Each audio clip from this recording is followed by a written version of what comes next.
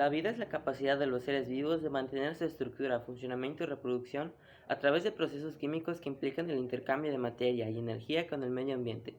Por ejemplo, una planta es un ser vivo que puede realizar fotosíntesis, que es un proceso químico que transforma la luz solar y el agua y el dióxido de carbono en glucosa y oxígeno, que son las sustancias que necesitan para crecer y respirar. El metabolismo es el conjunto de procesos químicos que ocurren en los seres vivos y que permiten utilizar la materia y energía incorporadas para construir sus propios componentes y realizar sus procesos vitales. El metabolismo se divide en dos fases, el catabolismo y el anabolismo. Por ejemplo, el catabolismo es el proceso que rompe las moléculas complejas, como los carbohidratos, las proteínas y los lípidos, en moléculas más simples, liberando energía que puede ser usada para el movimiento, la temperatura corporal y la contracción muscular. El anabolismo es el proceso que usa la energía y las moléculas simples para formar moléculas complejas, como las proteínas, los lípidos, los ácidos nucleicos y los polisacáridos, que son necesarios para el crecimiento y la reparación y el mantenimiento de los tejidos corporales. El ciclo de Krebs es una ruta metabólica, es decir, una sucesión de reacciones químicas que forma parte de la respiración celular en todas las células aerobias, donde es liberada energía almacenada a través de la oxidación del acetilcoenzima A, el acetil-CoA, derivado de glucósidos, lípidos y proteínas, en dióxido de carbono y energía química en forma de adenosin-triosfato, el ATP. En la célula eucariota, el ciclo de Krebs se realiza en la matriz mitocondrial. Rap medicina. Se condensa el acetil-CoA y el oxalacetato. Con la enzima citrato sintasa se forma el citrato y el citrato se deshidrata, formando el cisaconitato con la enzima conitasa y pasa por la misma enzima conitasa y el cisaconitato con H2O se hidrata. Y al hidratarse se forma el litrocitrato y una oxidación forma el oxalosucinato. Pero ¿cuál fue la enzima de la oxidación? Isocitrato deshidrogenasa en esta ocasión. Resalto un hecho en esta ocasión, los primeros 3 ATPs en esta reacción. El oxalosucinato se descarboxila, reacción que se produce a través de la misma enzima y se convierte en alfa-cetoglutarato. No es complicado, apréndete el ciclo novato. El alfa-cetoglutarato pasa a succinil-CoA y por una descarbolización oxidativa, enzima que en este proceso tiene cabida, alfa-cetoglutarato deshidrogenasa activa. Y en esta etapa del ciclo de Krebs se producen 3 ATPs otra vez, mientras el succinil-CoA forma el succinato porque se fosforila a nivel del sustrato. Succinil-CoA entonces al succinil pasa por encima, succinil-CoA tioquinasa se libera, un ATP más en el proceso. Llégale, colega, al ciclo que tú sabes de eso. El citrato pasa al fumarato por oxidación, produciendo 2 ATPs en liberación. La succinato deshidrogenasa con su introducción fue la enzima que aquí tuvo participación. Fumarato pasa al malato, como nos hidrata, realizando procesos con la enzima fumarasa. Y el malato se oxida y de momento pasa. Actúa la malato deshidrogenasa. Entonces el malato vuelve al oxalacetato, liberando 3 ATPs en tan solo un rato. Luego sigue el proceso como inicio al principio y llega al acetil-CoA de nuevo y se repite el ciclo. El ciclo de Calvin es una serie de reacciones químicas que ocurren en el estroma de los cloroplastos durante la fase oscura de la fotosíntesis. Su objetivo principal es la síntesis de glucosa a partir de dióxido de carbono y otras moléculas. El ciclo consta de 3 etapas principales: fijación de carbono, reducción y regeneración de ribosa 1,5-bifosfato. En la fijación de carbono, una molécula de dióxido de carbono se une a una molécula de ribosa 1,5-bifosfato con la ayuda de la enzima rubisco. Esto da lugar a la formación de 2 moléculas de 3-fosfoglicerato. En la segunda etapa, las moléculas de 3-fosfoglicerato generadas en la etapa de fijación de carbono son luego convertidas en moléculas de gliceraldehído 3-fosfato a través de una serie de reacciones de reducción y fosforilización. Se utilizan ATP y NADPH generados en otras etapas de la fotosíntesis para llevar a cabo estas reacciones. Por último, en la etapa de regeneración, parte de las moléculas de G3P se utiliza para regenerar RuBP, lo que permite que el ciclo continúe. Esta etapa implica una serie de reacciones que consumen ATP. La fosforilación oxidativa es un proceso crucial en la producción de energía en las células, específicamente en las mitocondrias, en organismos eucariotas.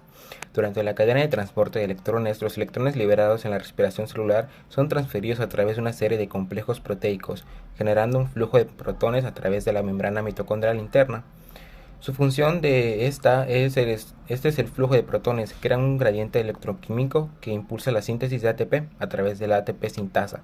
Esencialmente, la energía liberada durante la transferencia de electrones se utiliza para bombear protones, y la liberación controlada de estos protones impulsa la producción de ATP, la principal molécula de energía celular.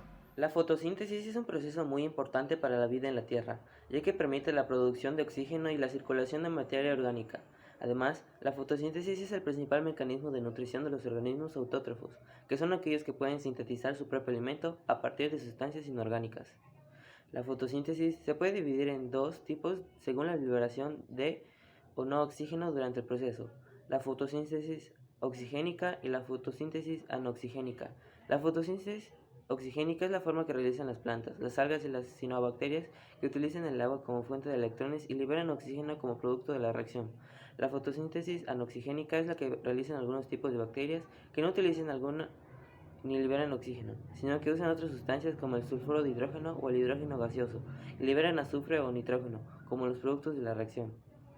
La fotosíntesis también se puede dividir también en dos fases, según la dependencia o no de la luz solar para su función: la fase luminosa y la fase oscura. La fase luminosa es la que ocurre en dos cloroplastos, que son organelos celulares que contienen clorofila y otros pigmentos que captan la luz solar y la transformación de energía química. La fase oscura es la que ocurre en el estroma, que es el espacio interno de los cloroplastos, donde se encuentran las enzimas y catalizan las reacciones químicas. En esta fase se utiliza el dióxido de carbono que las plantas absorben por los estomas, que son pequeños poros en las hojas, y se combinan con los electrones y protones transportados por el ATP y el NADHP, que son glucosa, que es el alimento de las plantas. La cadena de transporte de electrones es una parte fundamental de la respiración celular y la fotosíntesis, y se lleva a cabo en las membranas internas de las mitocondrias, en las células eucariotas y en las membranas tilicoidales de los cloroplastos, en las células vegetales. La cadena de transporte de electrones envía electrones a través de una serie de proteínas que generan un gradiente electroquímico de protones que producen energía en forma de adenosintrifosfato, ATP por sus siglas en inglés. Las proteínas generan energía a través de reacciones redox, que crean el gradiente de protones. El catabolismo aeróbico completo de una molécula de glucosa produce entre 36 y 38 ATP, principalmente a través de la energía obtenida a medida que las coenzimas reducidas se transportan a través del sistema de transporte de electrones. 3 de los complejos respiratorios que componen la cadena respiratoria mitocondrial, así como la ATP sintasa, están incrustados en la membrana mitocondrial interna. La coenzima Q y el citocromo C transfieren electrones entre los complejos que finalmente se encontrarán con el oxígeno y generarán H2O. Las moléculas energéticas son aquellas que almacenan y transportan energía química en sus enlaces. Un ejemplo común son las moléculas de ATP, que desempeñan un papel crucial en la transferencia de energía dentro de las células. Estas moléculas liberan energías cuando los enlaces de fosfato se rompen durante procesos metabólicos, proporcionando la energía necesaria para diversas actividades celulares. Las moléculas energéticas son fundamentales para el almacenamiento y transferencia de energía en los organismos vivos. El ATP es la molécula energética primaria en las células. Se compone de una adenina, una ribosa y 3 grupos de fosfato. La energía se almacena en los enlaces de fosfato de alta energía.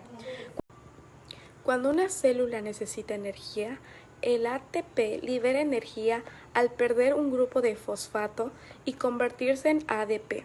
Este proceso de hidrólisis de ATP es crucial para diversas actividades celulares, como la síntesis de moléculas, el transporte activo y la contracción molecular. En resumen, Las moléculas energéticas son claves para impulsar procesos biológicos vitales mediante la transferencia y liberación de energía almacenada en sus enlaces químicos. La glucosis es el proceso metabólico en el cual una molécula de glucosa se descompone para producir energía en forma de ATP. Este proceso ocurre en el citoplasma de las células, lo que significa que no depende de la presencia de mitocondrias y consta de una serie de reacciones químicas. Durante la glucosis, una molécula de glucosa comienza con 6 carbonos que se divide en 2 moléculas de piruvato de 3 carbonos. La glucosis es una fase inicial en la respiración celular y puede ocurrir tanto en presencia como en ausencia de oxígeno.